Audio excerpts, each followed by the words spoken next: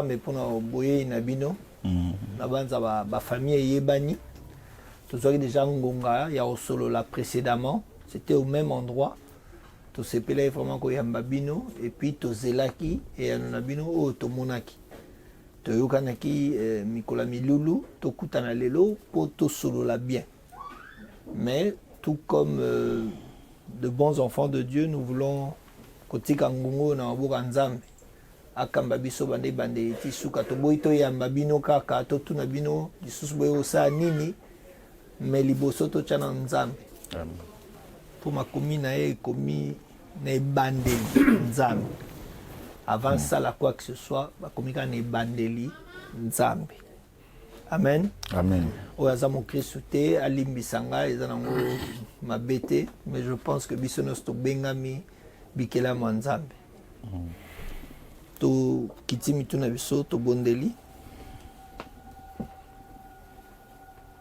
nzambe mokonzi alola mokeli na nyonso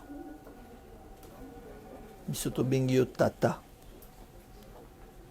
po ete yo nde okeli biso mpe yo nde osimbi bomoi na biso na maboko na yo toyei kotika masolo oyo na maboko na yo zala na ebandeli lokola alpha zala na kati nango lokola emmanuel mpe sukisa nango lokola omega totiki moko na moko oyo aza kati na oyo esika na maboko na yo yo nde kamba biso molimo na yo evanda kati na oyo esika mpo ete kimi ezala toboyi oyo nyonso ezali ya mobulu ya incompréhension mpe oyo ezali ya yo te tika ete yo ozala na biso kombo na yo ezwa lokumu na kombo na yesu kristo mwana na yo mokonzi wa biso tobondeli bongo tolobi amen amen voilà donc nayebi noko Jean-Luc natikelo maloba oyebisa biso ndenge boyebwe likambo ngo ekomi na esika nini. Merci beaucoup. Bonsoir na bandeko nyonso nde tozali awa. Bonsoir. Tosi mingi tokutana ki ya quelque temps. Tolakaki ke tokoya po tosila na mokolo ngo ekoki lelo toprépare ke toya okutana na bino tosila na nde toyokanaki yango toyesu komona bino. Voilà. Merci. Bon, tonton Vini yum toza na logistique na mono zo kendo zo poto zo bima. Toyambi bango na éviter ce qui moi atakopa mai même symbolique même une canette de coca toyamba bango pour bakoti déjà na katanda ko fait to pesa bango quelque chose à boire pour tout sur la kimanios. Donc moi j'ai en ma possession une copie il y a mukanda to tindela bino exact poto nto memela on pena na nenga bonzambe na nenga kimia poto zape na moi retard oh non amande bo se présenter bo na bo to sotan to za na limemia nyoso to yé to lingi bino et puis voilà donc je ne sais pas si vous avez la copie sinon moi j'ai deux copies en ma possession si vous avez besoin d'une copie en papier pour mon batterie sili na ko ga so tangate te azana ngome na système portable ngape à 12% omuna kaka boye ngongeleki Merci beaucoup. J'espère que c'est la copie est conforme hein vérifions on a yango yango soki penzeza yango wana tokobi d'accord eza pena copie dans nango toko kende directement na ko remettre babiloko oyo eza na demande na bino na lettre oyo. D'accord. À moins que Olimoye Babiso, hein, voilà, symboliquement. On va poser na yango na bato bazana beso ba okay. Poser na Merci tonton Vini. Oui, on va résumer en vite fait parce que ndeko tozaki la fois passée. Oui. Parce qu'on se beaucoup de nzela ndeko tozalaki no la fois passée. Ezai papa. Ah. Donc c'est tonton Fidias hein, avec la tante Béa oui. qui sont ici et nous avons papa Moser qui est là. Enchanté. La maman Mikoko qui est derrière moi. Ata batami mais moi batama mingi zate. Ça ma Marie-Françoise qui est ici. Et nous avons Tata Francine qui est derrière. À Mizipi na moi sou qui met Azana Pointe avec tonton Vini Azo Salamoa bah aller-retour, c'est l'oncle qui s'occupe de la logistique, donc Noko, Azawana, et Sengel Toye, Banarana, Combo, de manière à ce que quand on se rencontre dans la rue, on n'est pas des étrangers. Exact. Mais Mingi, surtout dans Mboko, Bambangwe, Zarana, métro, beaucoup de gens, ah, et le Belengelo, Mogoa. Mais une famille, c'est pas ainsi. Tel que vous êtes là, vous vous connaissez par les prénoms, Bouye Bani Penza. Sengel Koma Penza Bongo, Zanamwa. Accoutumant soit na boyebi mutuna kombo na e au sala biso bien. D'accord. Moi c'est papa Eric. Hein? Na papa Jean-Luc. Papa Jean-Luc. Voilà. Na par rapport à liste hein. To simplifier qui babilo msusule to somba to réduire en a finance. OK. Bon, on est quand c'est réduit aux finances, bon, il y aura peut-être un mot à dire. Ou peut-être pas de mots à dire. C'est indépendamment de moi, c'est la famille qui est là. D'accord. Si quelque chose n'est pas vraiment coïncident, donc moi l'essentiel kaka et les canaux bien. Oui, c'est un gars long la bagante. Le système donc na moni qui est bien. Donc pour nous remonter, tout soit qui costume, à tout à côté papa, costume, chemise, cravate, chaussures, tout tient une enveloppe. Natamboli pena comptable na ngai azawana.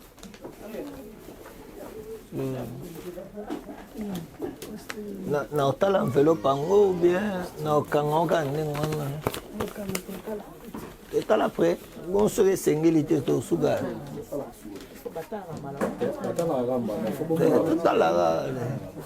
Un esprit bien.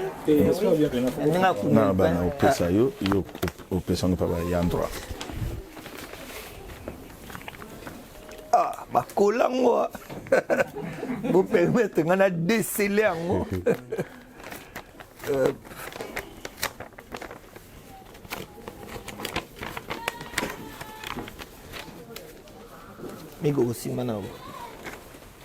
Donc, on a un costume, chemise, chemise plus cravate et chaussures. Oh, pendant tanga banzo, dizato telemato kena huna. Et ben on attend. Tu bêta ma bakute frère. Tu bêta ma bakute. Bon, voilà.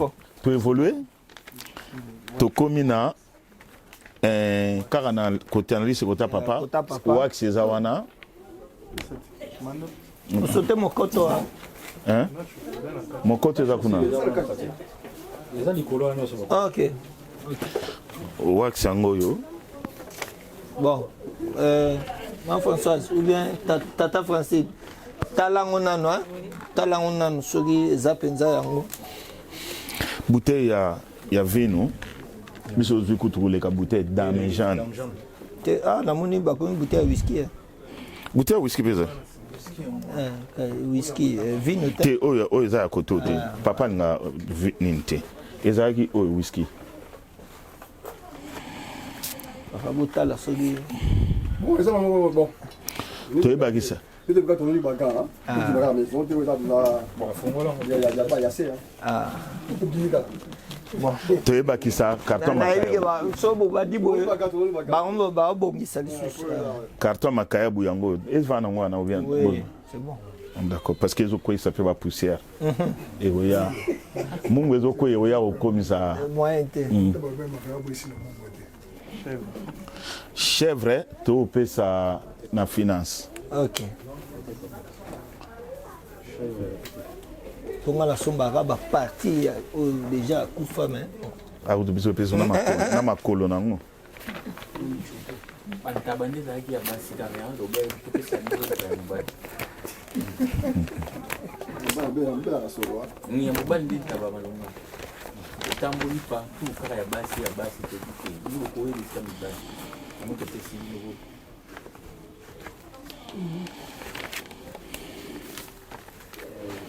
ni mibale simbelanga yango bien.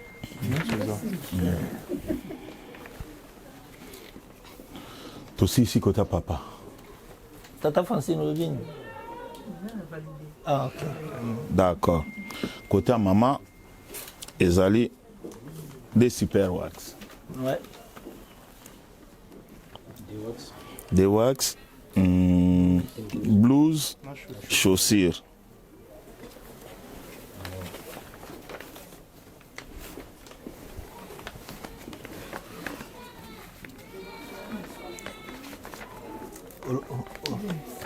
Tika ye wana eza feti kuna so azolela olelesenga feti ebele ya peuple baza kuna baokipe.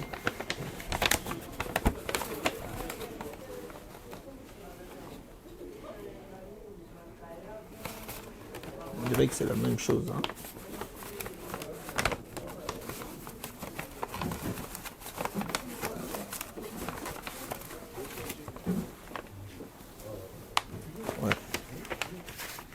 Chose que pour papa. Ça te va? Oh, follow back. Oui. Blouse na chaussure. C'est bon? Tanga bien.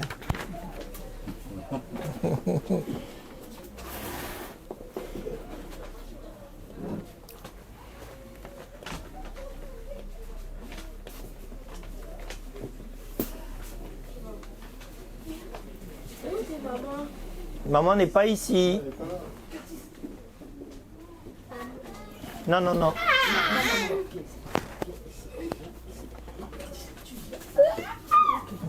C'est bon, hein? C'est validé. D'accord. Tobaki ici, boîte à nido, à foutre ici, son ami les caméras. Ah, le 8 heures m'a bien été. Tu fous bon, va sengi. Tu participer. Voilà. Boîte à nido, ngwana. Ok. Vino ngoyo. Tabac, to bo tambula na ye. Tu peux essayer en fait.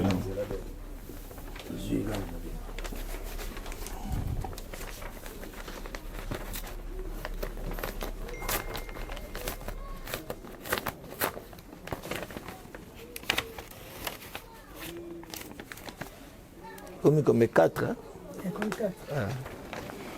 Na suka toyeko sukisa na dot. Tout ça va caser avant de doter beta clôture. Bakaze eza nango wana tolekisi kutu. Ok. Bon.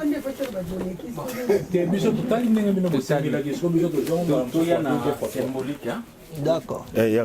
Sinon, tu as tout raison, tu n'as pas à hauteur. Tu es Kwanza.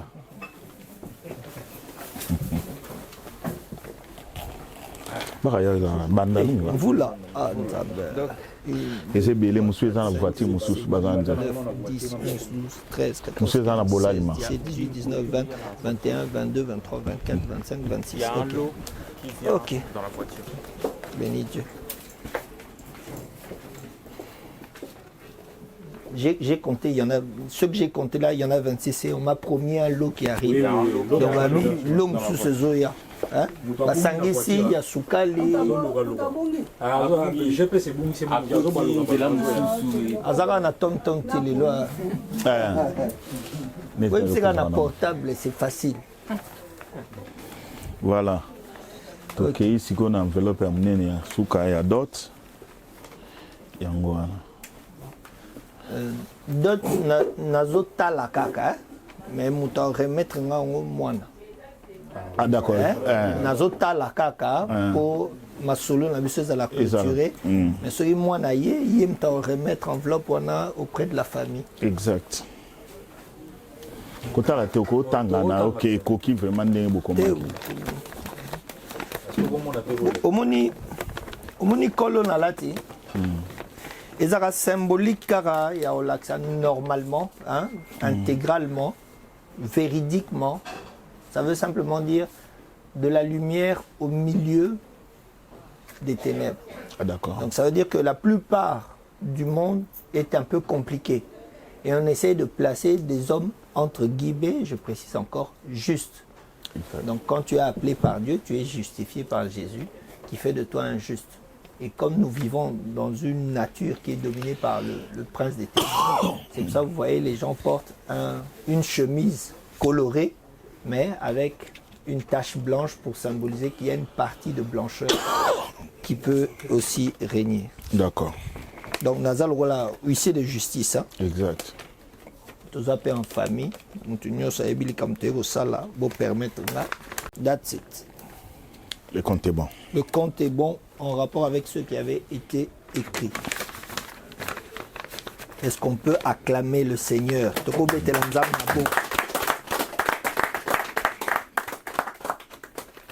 Nogo, ben Angélique.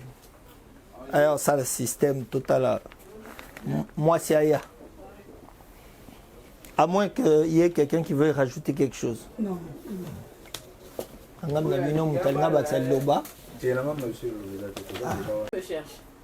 C'est nous qui te cherchons.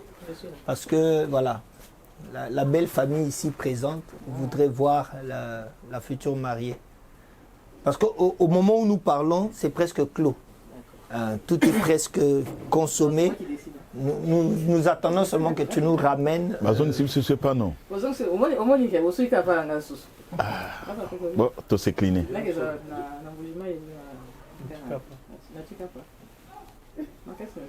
Monsieur, tu as parti qu'on a. Sans que tu n'as vie à battre. Tu as parti qu'on a. Il y a pas d'année qu'on a. C'est aussi moi, on a faut récupérer.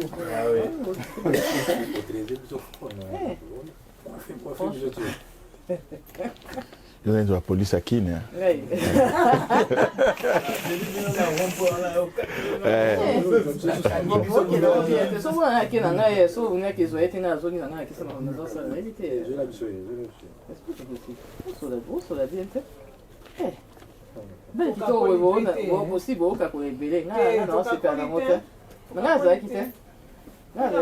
Ce sont des hommes tels qu'ils sont là.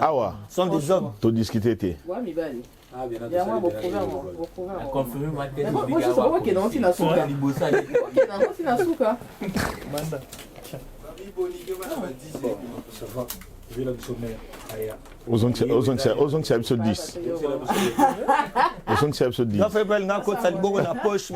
les petits frères. On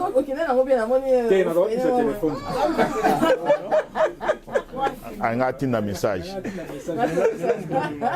Après, Eric, il y a l'autre camion là, il est pour la boisson. Non, c'est bon. D'accord.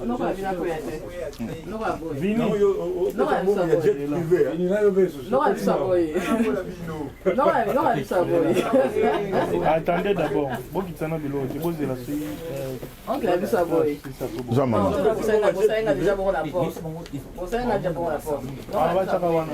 Daniel, qui s'appelle? Oui, pourquoi tu veux discuter? Parce que tu es baï que yo to salokara moi ticket à cher. Oui, on a bien. Non, yo za fait bêter. Yo to coopérer na biso bien. To se pela ba place wana misu to ko kende miko. To se pela ke ba place to kende miko les oya to kuta ba tuneti yo pe kuna. Tout ça va rendez-vous misu miko les oya. Ya za.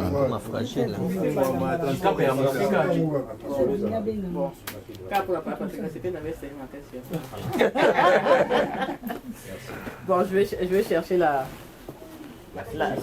future. Anachika po ya kakawa. Au moins 1 heure avant d'ailleurs. D'accord.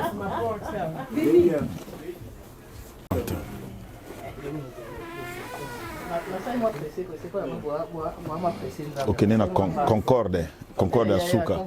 Oui, à Souka. Jet privé direct. Et un jet privé. Bonsoir, ça va? Je vous présente.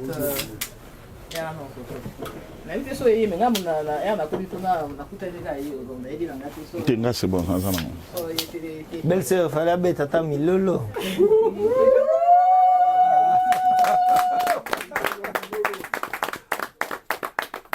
Parce que si vous manifestez, c'est un sur le monde.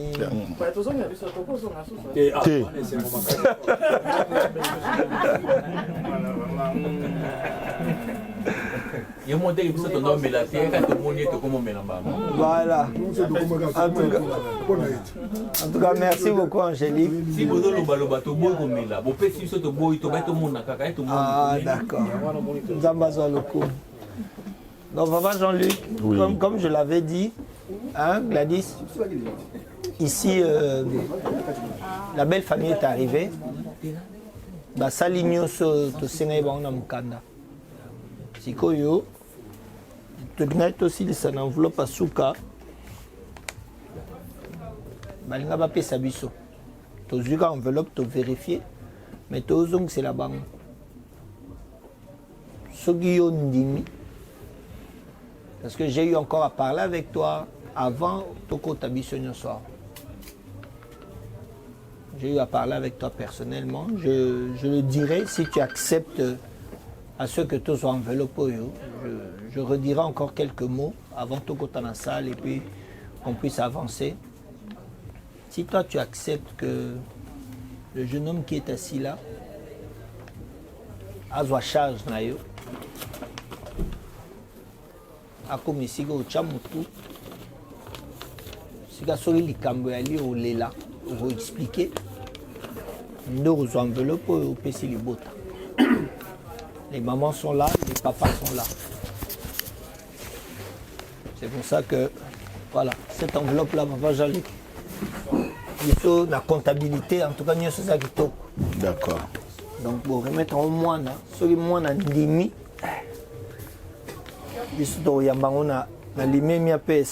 merci beaucoup. Nazo remettre enveloppe pour yo engagement na biso ceux qui sont d'accord on peut pas baboti na yo pour accepter pe biso le kola yo ou accepter biso. Merci. Voilà, au nom de la famille nandimi enveloppe à Pessinga. Mais je te demande au Pessinga pour te sangani déjà, pour te lambi déjà. Pour la position Zali, to Pesiango, pour Ondimi, aux engagements, à moi on va la vendre. Ondimi nini? Engagement. Yanani. On va dire belé, bah jeune homme, bah vendre belé. Ah, en tout cas, tout le monde. Moi, voilà, donc frère, frère Patrick, si tu peux te lever, posez la nanou. Posez la nanou. Eh non.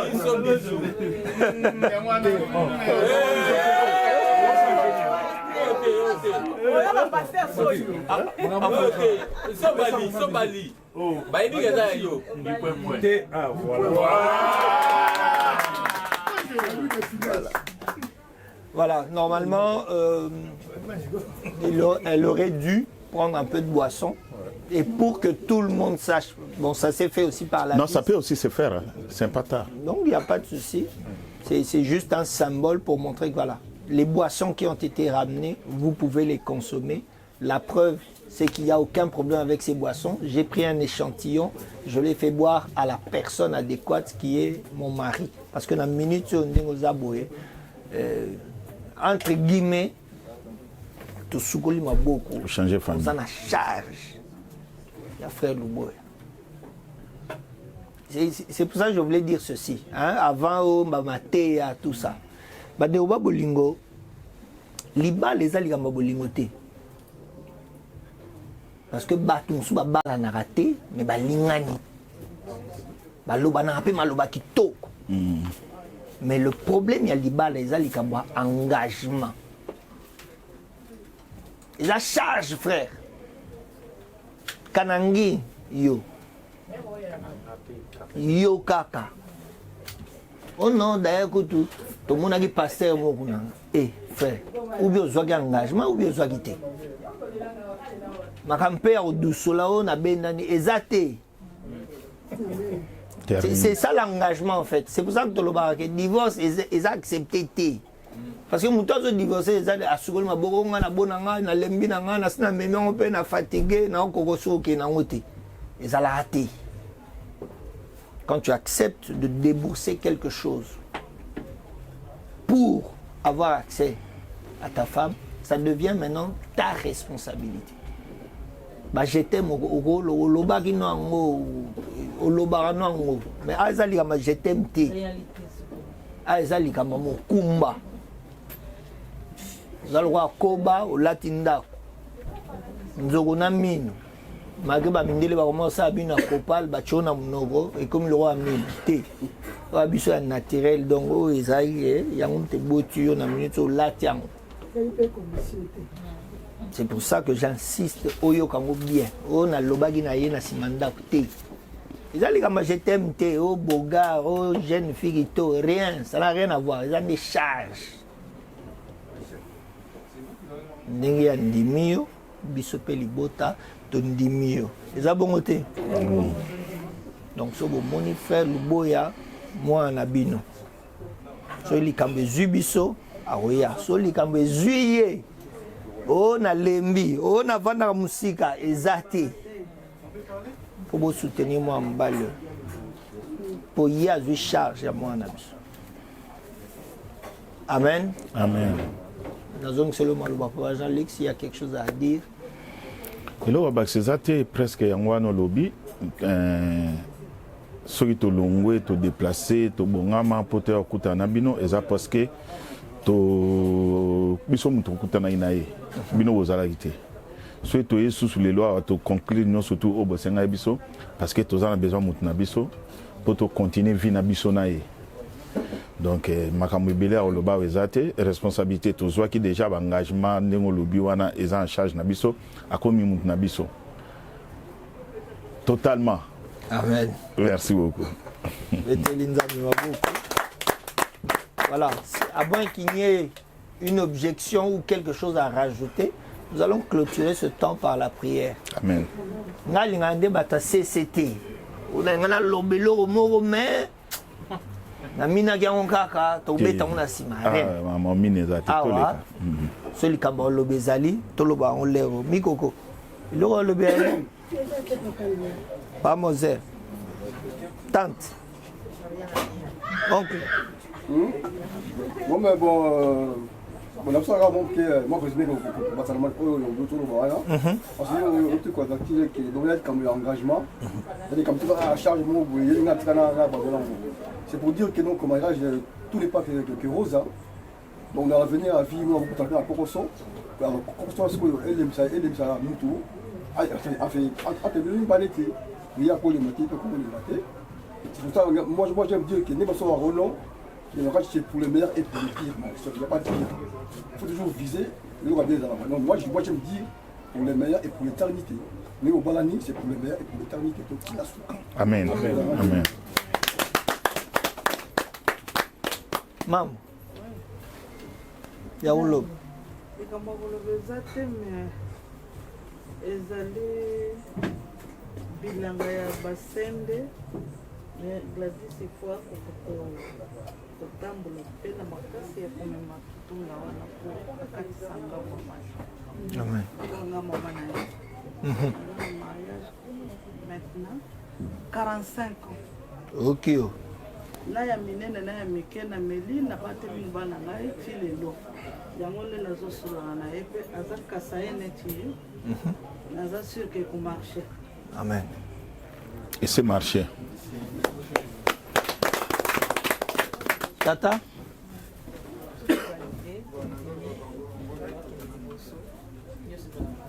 Amen. De le quitter? Ah, volume. Tiens-moi volume. Ton dimi biso batata, to valider nyo ce qui est malamu. Amen. programme na bino so eloko le bali. Et dans la biso en tout cas vraiment c'est que les gars vont biso. Donc c'est comme déjà famille. Faut vraiment s'intégrer quand il n'a plus de s'intégrer quand il n'a biso. En tout cas neto le biga était ezanzela muku c'était za mulai. Les a vraiment mulai makasi.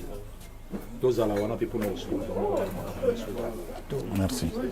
Voilà. Je voudrais dire quelque chose à la famille. Normalement, les bazaboé, so bilo etikali, so bamba lié, batondité, tout ça un problème. Donc, nous collons les lots. Normalement, il faut pas un bilo, on a bango, faut pas qu'il y ait. Faut pas ça. Ah, donc, mère a rassuré à vie, ne vous inquiétez de rien. Ce qui fait, c'est les qui, oh non, batbalia qui bien, mais bino. Voilà.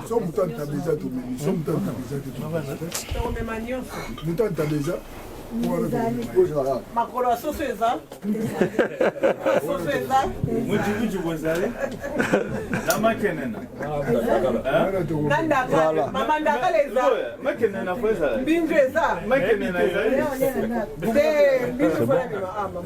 Donc on va prier. On va prier.